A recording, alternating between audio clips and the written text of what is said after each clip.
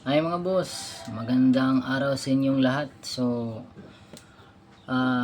may nagtanong sa atin kung paano raw natin malalaman kung nasa sentro na ba yung timing ng isang camshaft. So, ito ay para sa mga baguhan lang mga boss na kagaya natin na patuloy na nag-aaral sa mga engine upgrades, lalo na sa camshaft timing or camshaft degree. So ngayon mga boss, natalakay na natin kung paano magkuha ng degree ng bawat cams. So example na lang natin dito mga boss is magbibigay tayo ng specific na cam timing ngayon. So sumulat muna tayo ng intake, exhaust, open, close, duration, total duration, ICL or ECL, and then LSE. Itong ICL mga boss at ECL stands for intake center line and exhaust center line. So dito natin makukuha or malalaman kung yung cam na gamit nyo at na degree nyo is nasa sentro. So ganito mga boss. Halimbawa, yung intake open mo is nasa 30 degrees. Yung intake closing mo naman is nasa 60 degrees. At sa exhaust open mo naman is nasa 60 degrees. At yung exhaust close mo is 30 degrees. So, pinaka-simple ito mga boss na cam timing.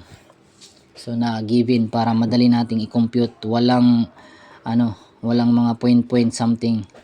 So, again, para sa mga hindi pa nakakita nung video natin na nakaraan, paano natin kunin yung duration is ganito lang.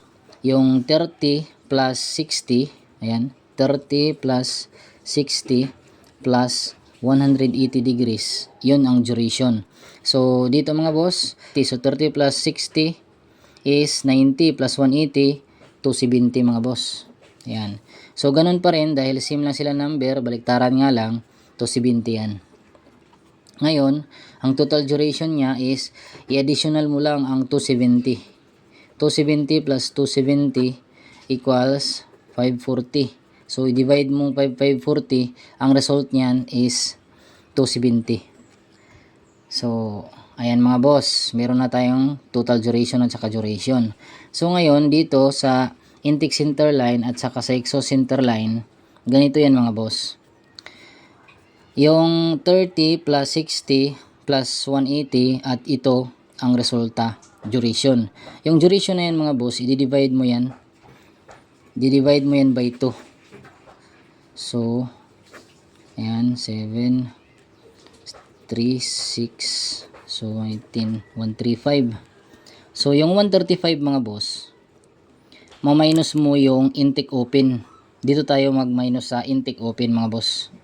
Kung ano yung degrees ng intake open, yun ang i-minus natin dito sa 270 na dinivide natin sa 2. Minus ng 30 degrees intake open ito mga boss. Intake open. So, ang result mga boss is 105. So, yung intake center line natin is 105 degrees.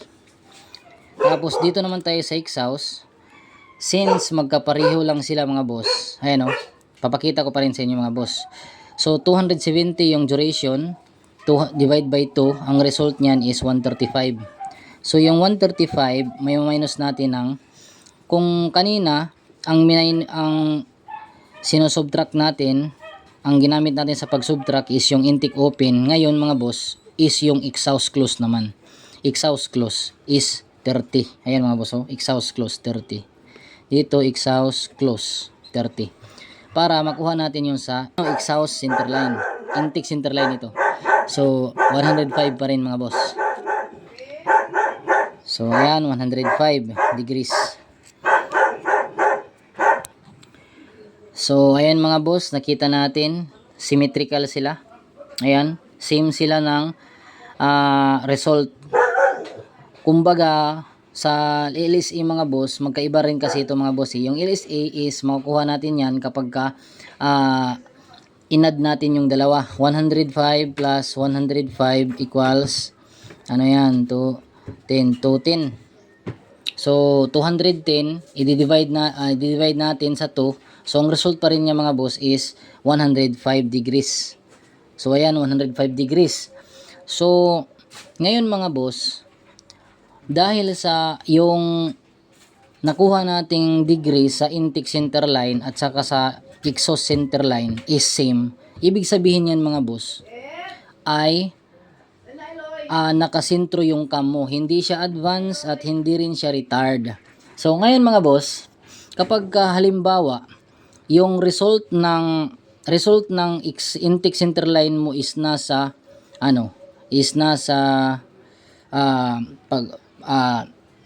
pagpalagay natin mga boss na 101 at ito mga boss is nasa 109. Para simpleng-simple lang yung ating pagsosolve mga boss. So ngayon mga boss, kapag ganyan ang nagiging resulta, ibig sabihin mga boss is ano siya mga boss, nagiging advance ng 4 degrees. Paano ko nasabi mga boss? Kasi ganito yan. Yung 101 at saka 109, ipa-plus mo yan mga boss. 101 plus 109. So, ang result pa rin mga boss is 210. So, yung 210 divide natin sa 2, ang result niyan mga boss is 105.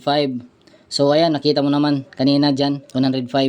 So, itong 105 mga boss, ang gagawin natin dyan, 105 minus 101. Ang magiging result niyan is 4. Tapos, ito naman mga boss, sa kabila naman, yung 109 ay 105 minus natin sa 109.